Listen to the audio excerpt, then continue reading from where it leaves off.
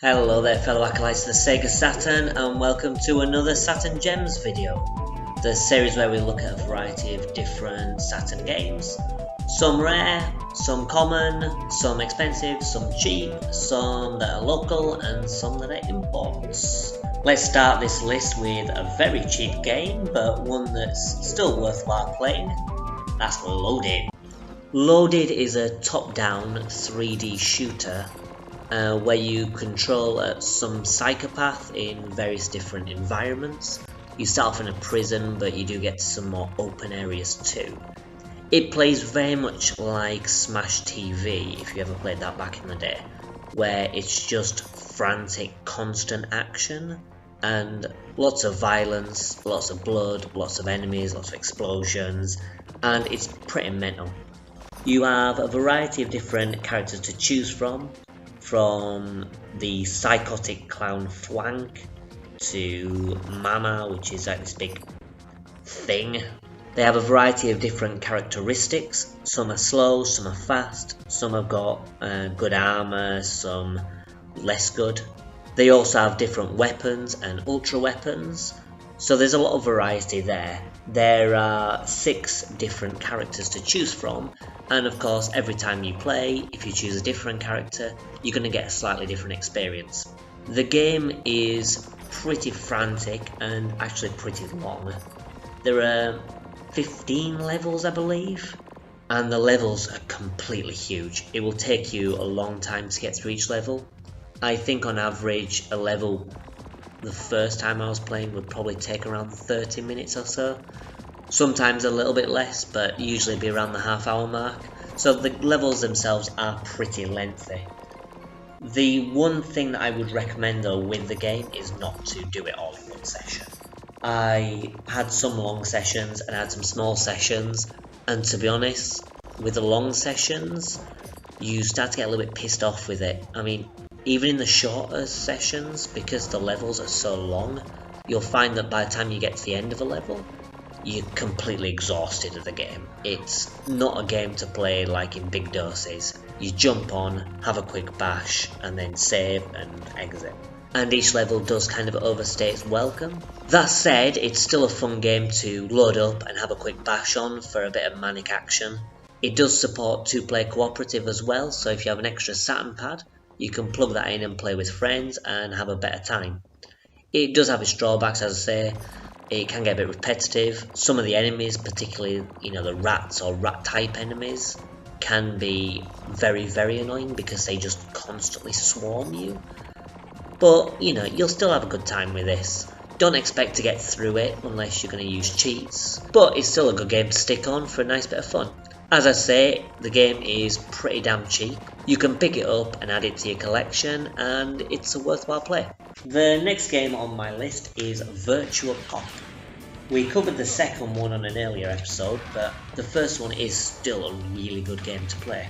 Now, Virtua Cop has 3 different difficulty settings. There's an easy, normal and hard, but each difficulty setting corresponds with a particular level. The easy mode relates to a factory, the normal mode puts you on a construction site, and the hard mode will put you in an office building.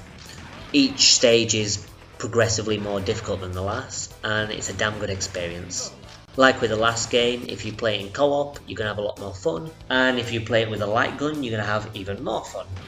It's such a great game to play, and it's a classic arcade game for a reason. It's also very, very, very cheap. You can pick it up for hardly anything. Even the PAL version, which I don't have, goes for quite cheap.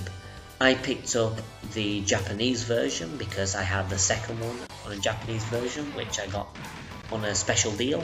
And I only wanted the first one in the Japanese format just so it matches it in my collection.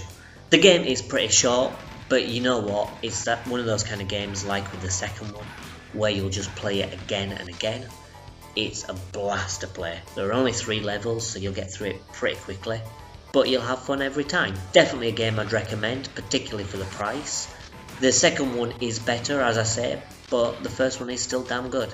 If you're having a bit of a light gun session with your friends, I would recommend just playing through the first and second game, and you'll have an absolute blast. The next game on my list is a title called Hat-Trick Hero S by Taito.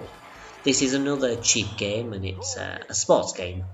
If you didn't guess by the title, it's based on football. Not American hand egg, but real English football. And it plays more like you would expect from a sensible soccer kind of game. It's very, very arcadey. It's got some brilliant kind of sprites and animations in it, and it just plays really well. It's not like the FIFA games, which you can get FIFA games on the Sega Saturn, which go for a more realistic approach. This is definitely made to be fast-paced, arcadey action, and it's really fun to play. I mean, it's a very Japanese kind of arcadey football game, so the realism is definitely something that you're not going to expect from a title like this. But don't let that put you off. Hat-Trick Hero is a damn good game. If you're into sports games, particularly football games, I would definitely recommend picking it up. It's dirt cheap to buy, and it's really good fun to play. The final game on my list will complete the Lobotomy Trilogy in my video series, and that's Quake. We've already covered Duke Nukem 3D, which, as I said before, is an excellent port of the original Duke Nukem 3D. And we covered Exhumed, which is one of my favourite games on the system. And finally, we're covering Quake, which is generally seen as the impossible port. No one believed that it was possible to convert a game such as Quake to the Sega Saturn, but Lobotomy managed it. They used their slave driver engine, and like with Duke Nukem 3D, they had fantastic results. They were the magicians of the Sega Saturn era, doing things that people really didn't think were possible. The good thing about Quake on the Sega Saturn is it contains all 4 episodes, and it includes the 9 Inch Nails soundtrack as well from the PC version.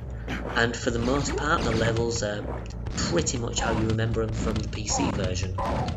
It does have some slight changes here and there. Some of the areas which may suffer performance issues because of the layout have been changed slightly to factor in the Sega Saturn's hardware. There have also been some other slight tweaks that kind of streamline the game a little bit, especially in areas where maybe you go down an elevator and you're facing in the completely wrong direction. Of course, the geography of the maps means that it's not possible all the time, but they do have some slight tweaks here and there just to make it a better experience. It includes an easy mode, a normal mode, and includes the hidden nightmare mode, which you can find for each episode. But be warned, easy mode is not easy. The easy mode on the PC version is not the easy mode on the Saturn version. The easy mode on the Saturn version is more akin to the normal mode on the PC version, and as such it can get brutally difficult, especially as you're controlling a 3D game on a controller that's designed for 2D games. You can use a 3D controller, which probably helps, but I don't have a 3D controller, so I've not been able to test it. But using the 2D controller, it feels just as good as it did in Duke Nukem 3D and Exhumed, but obviously you're not going to get that speed and precision and manoeuvrability that you would do with a mouse and keyboard. And as such, with all the frantic action going on, the game can really kick your ass. The first episode is fine. The first episode, the difficulty is perfect. The second episode, the difficulty ramps up a lot and becomes really tough. And then the third and fourth episode, yeah, good luck with that. Even on the easiest difficulty setting, you are gonna have a really rough time. In fact, if anyone's beaten the game on Nightmare, I take my hat off to you. Especially if you've done it with a 2D pad, because I don't even think that's possible on the Sega Saturn version. That being said, it's still a fantastic game. I actually think that the original Quake is the best of the Quake series.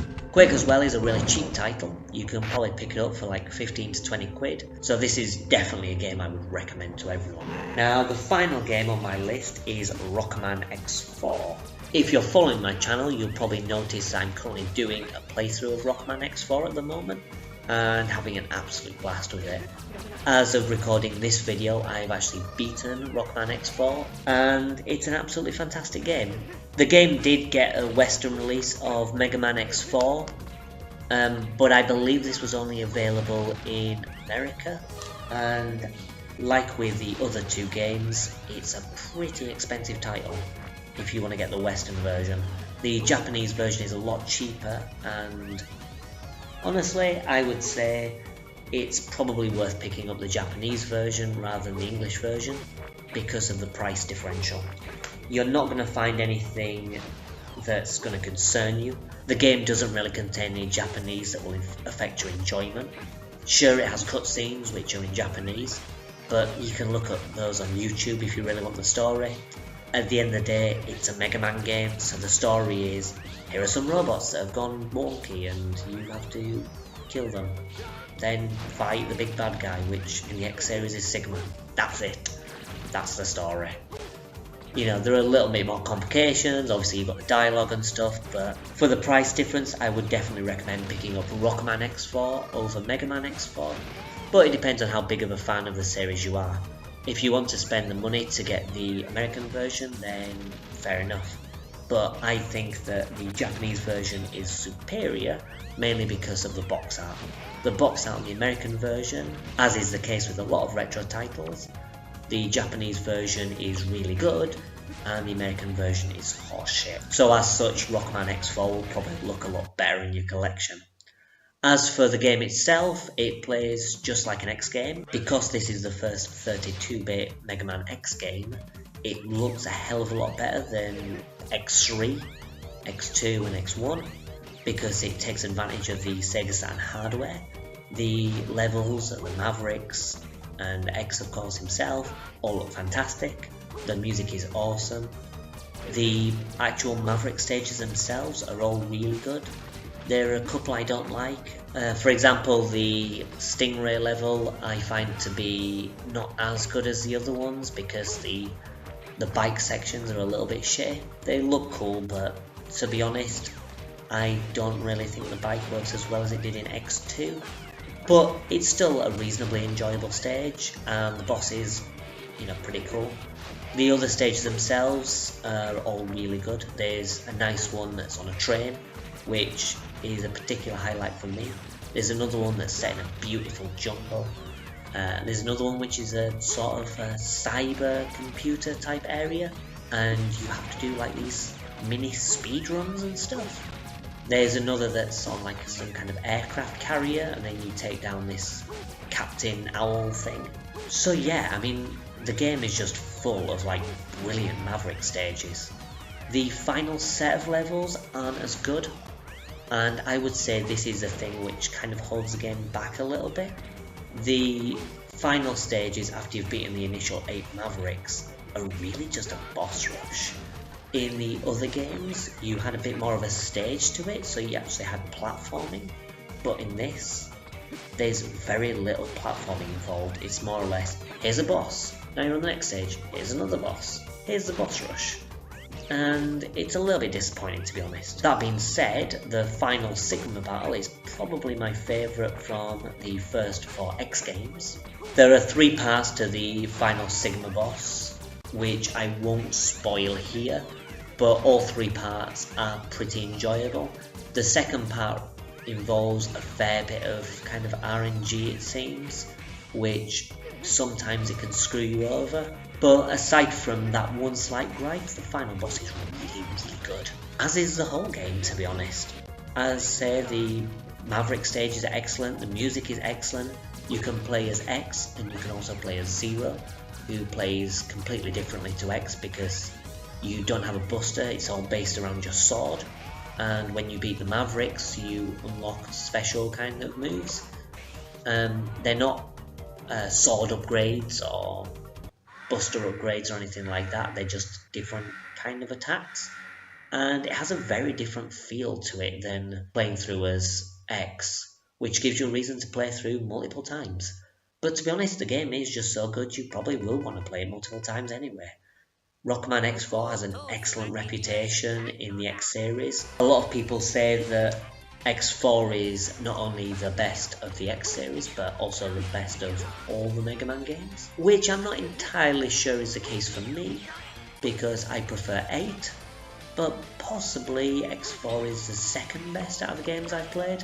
It's certainly damn good, and it's definitely worth picking up. It's probably not worth the price that the English version goes for, but if you pick up the Japanese version, you're going to pay a reasonable price for it, and it's definitely enjoyable. So those were the 5 games I covered this time.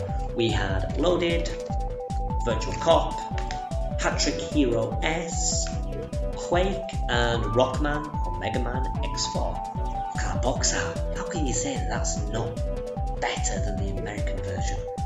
It's so amazing. But yeah, anyway, all of these I would recommend. Out of the 5 of them, probably Hat-Trick Hero S is the one that some people might not want, being a sports game, but the others are worthwhile additions to your collection, and they're all just great fun. So, what do you think of those games? Have you played any of them before? If so, tell me what you think in the comments below. If you have any more suggestions, as normal, also stick them down there and maybe I'll cover them soon. Okay, bye bye.